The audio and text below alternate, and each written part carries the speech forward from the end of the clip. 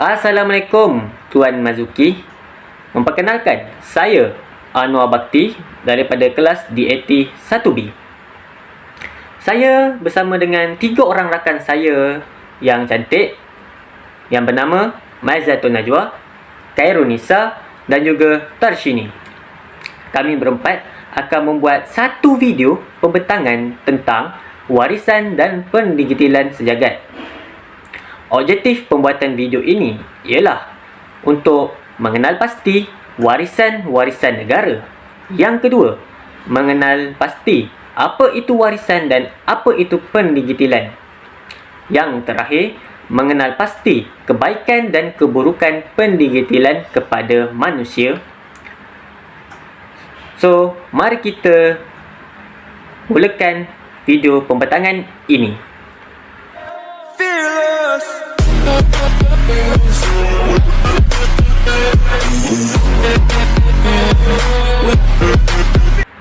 Apa itu warisan?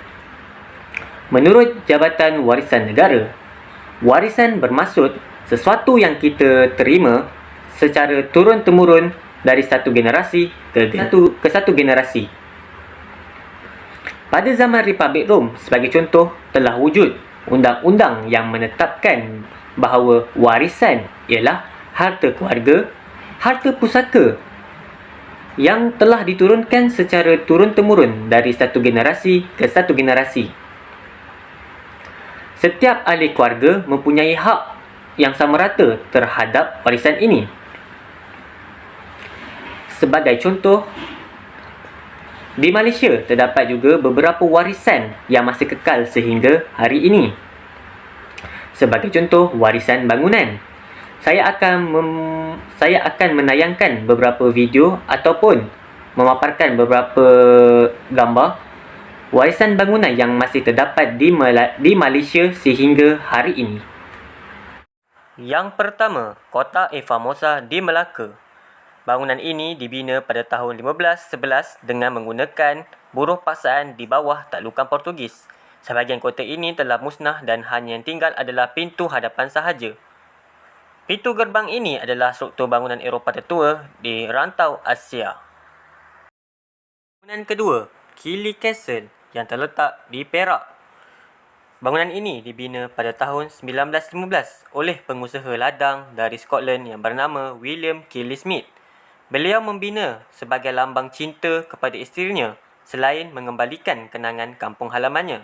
Pembinaan istana terhenti kerana Kelly telah mati mengejut pada tahun 1926. Dikatakan istana ini memiliki banyak ruang rahsia dan terowong bawah tanah. Untuk melanjutkan video pembentangan ini, saya menyerahkan kepada sahabat saya iaitu Khairun Nisa untuk menerangkan lebih lanjut tentang warisan. Silakan. Terima kasih kepada saudara Anwar di atas pengenalan dan penerangannya tentang objektif setelah mempelajari tajuk warisan dan pendigitalan sejagat. Nama saya Khairun Nisa binti Jasni dari kelas DAT 1B. Hari ini saya akan menerangkan tentang tajuk warisan dan jenis warisan.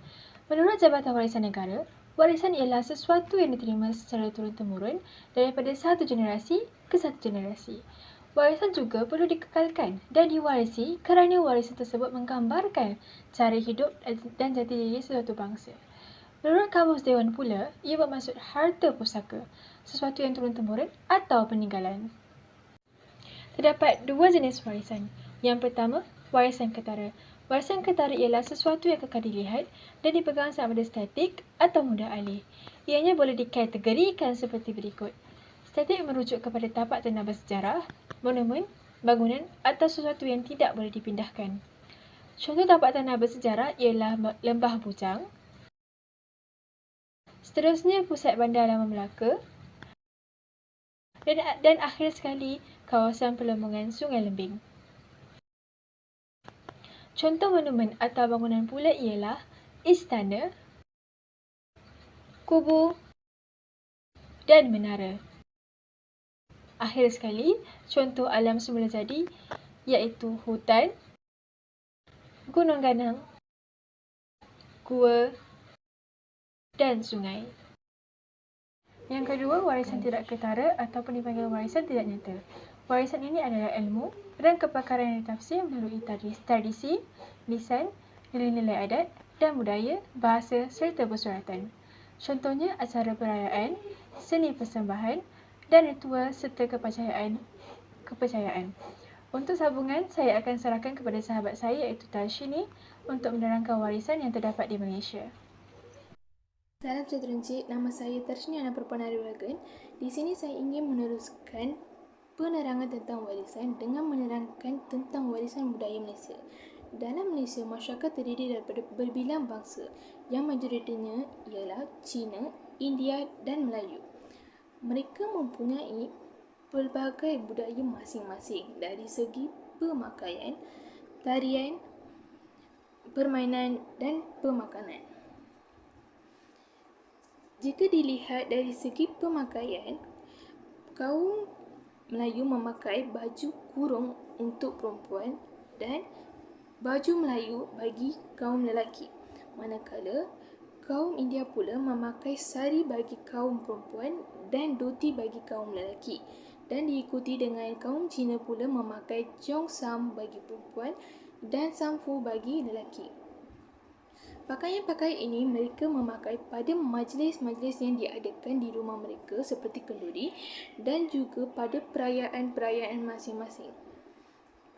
Jika diikuti dengan tarian pula, Malaysia kita terdiri daripada pelbagai tarian tradisional seperti tarian payung, tarian naga yang ditarikan oleh kaum Cina, tarian Bharatanatyam yang ditarikan oleh kaum India dan tarian Zapin yang ditarikan oleh kaum Melayu. Bukan setakat ini saja, terdapat lagi pelbagai jenis tarian di dalam negara kita. Dari segi pemakanan pula, negara kita terdiri daripada pelbagai makanan tradisional seperti nasi kerabu, nasi lemak, kuih bulan, putu mayam, idli, dosai dan sebagainya.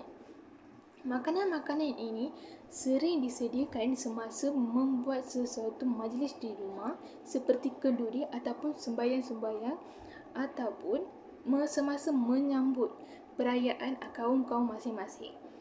Untuk pengetahuan semua, makanan-makanan ini bukan sahaja dimakan oleh kaum itu sendiri, tetapi kaum lain juga akan memakan makanan kaum yang lain.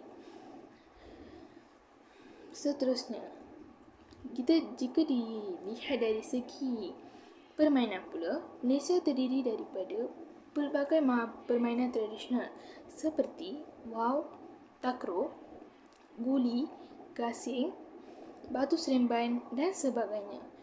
Permainan-permainan ini sering dimainkan pada zaman dahulu dan diwarisi sehingga kini.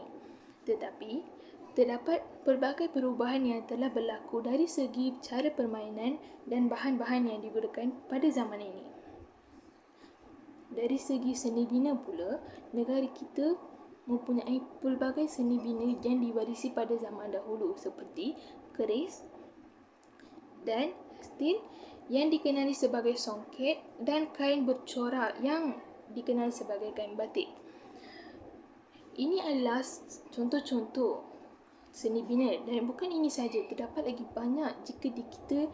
Jika kita mengkaji, kita boleh mendapatkan pelbagai lagi seni bina dan tarian, pemakanan, pemakaian dan juga bangunan-bangunan di negara kita yang telah diwarisi dari zaman dahulu. Ini adalah warisan budaya yang terdapat dalam Malaysia kita.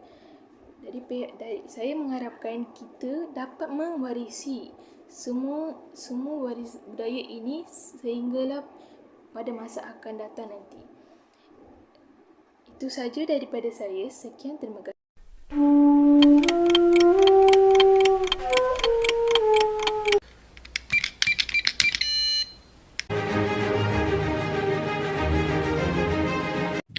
Okey, Assalamualaikum dan selamat sejahtera semua. Hari ini saya akan membincangkan mengenai pendigitalan sejagat. Media massa mempunyai peranan yang sangat penting dalam era globalisasi kini. Era globalisasi kini mempunyai pengaruh yang sangat kuat di dalam setiap dimensi masyarakat. Massa merupakan salah satu bentuk kemajuan teknologi dan informasi. Peranan komunikasi sangat penting untuk menentukan penyampaian informasi. Sejajar dengan kemajuan teknologi komunikasi yang kian pesat, maka kaedah komunikasi juga turut mengalami kepesatan perkembangannya. Media massa merupakan saluran untuk menyampaikan maklumat kepada masyarakat. Terdapat dua jenis media massa, iaitu media elektronik dan media cetak.